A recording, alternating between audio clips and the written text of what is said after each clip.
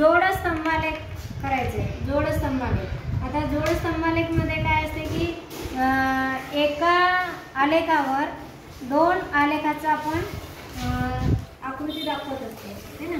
ते दुसऱ्या वेळेला करतात। जसं आता फॉर एक्झाम्पल इथं दिलेलं आहे, काय दिलेलं आहे, जसं आता इथं अजय आणि विजयच्या शेतातील गव्हाचं उत्पादन दिलेलं आहे।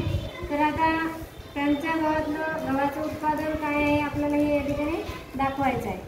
मग आता अजयला 2011 साली किती गहू झाला, किती क्विंटल गहू झाला? 40। हा झाला अजय आणि हा झाला विजय। मग आता हे किती आहे? आता आपल्याला प्रमाण घ्यायचं आहे यांचं। मग एक एकक म्हणजे किती घेऊ आपण? एक एकक म्हणजे 10 क्विंटल। हां, म्हणजे अजयला किती झाला? 40 क्विंटल आणि विजयला पण किती झाला? 40 क्विंटल। पण आता पुढल्या वर्षी 2012ला अजयला झाला 50 क्विंटल। आता अजयचा म्हणजे मग आपल्याला हा निळ्या याने दाखवावा लागेल है ना।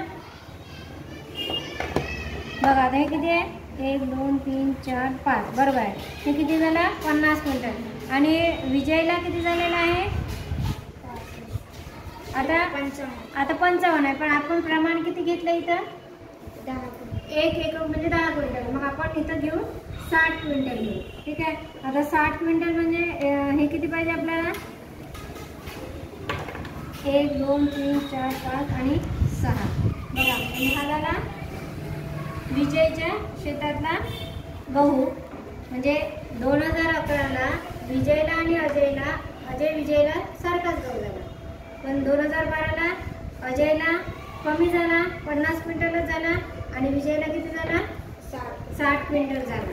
बघा या ठिकाणी जेव्हा एकाच आलेखावर आपण दोन घटकाची माहिती जेव्हा लिहितो किंवा दाखवतो त्यावेळेस हे आपल्यासाठी प्रमाण घेताना पण म्हणजे अजयचं म्हणजे कोणता रंग आहे आणि विजयचं म्हणजे कोणता रंग आहे हे सुद्धा त्या ठिकाणी नमूद करणं गरजेचं असते।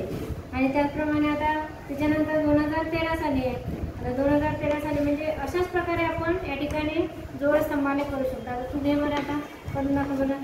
2013ला अजयला झाला 40 क्विंटल गहू आणि विजयला झाला 30 क्विंटल। चला आता ठीक आहे, पांढऱ्या रंगाचे नसेल आपण इथं दुसरा रंग वापरू शकतो। म्हणजे हा काय अजयला 40 क्विंटल आणि विजयला किती? 30 क्विंटल।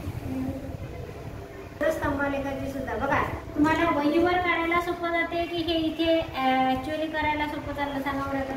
हां, म्हणजे हे प्रत्यक्ष कृतीतून आपण करून राहिलो। म्हणजे हे एक एकक म्हणजे आपण प्रमाण सुद्धा समजून घेऊन राहिलो। आता इथे मध्ये जर आकडा येतात इथे 55 क्विंटल झालं म्हणजे त्यावेळेस मग आपल्याला काय घ्यावं लागेल? 1 क्विंटल म्हणजे एक एकक म्हणजे किती घ्यावं लागेल? 5 क्विंटल है ना। म्हणजे अशा प्रकारे सुद्धा आपण या ठिकाणी मांडणी करू शकतो। आणि जोड स्तंभालेखाची मांडणी करताना या ठिकाणी एक स्तंभ मध्ये सोडून द्यायचं। जेव्हा दोघांची माहिती घेतो तेव्हा जोडून आले पाहिजे।